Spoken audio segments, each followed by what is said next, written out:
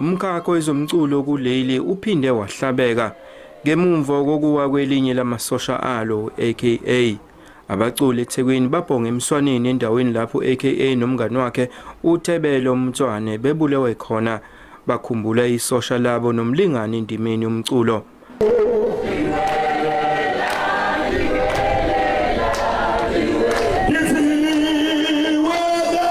Abaculi basebenzise leli thuba ukunxusa ukuba kuphele nya izinga eliphezulu ubugebengu njengoba kubulewe no DJ Sambodi ngoLwezi noVusi ma R5 ngoMasingana. We need to find measures to strengthen security around our creatives, especially popular creatives, because now it has become a trend ukuthi ama artists alimala ngalendlela. If the artists now they're going to have to spend more money in terms of beefing up the securities, the personal securities, that's a bit of a cost.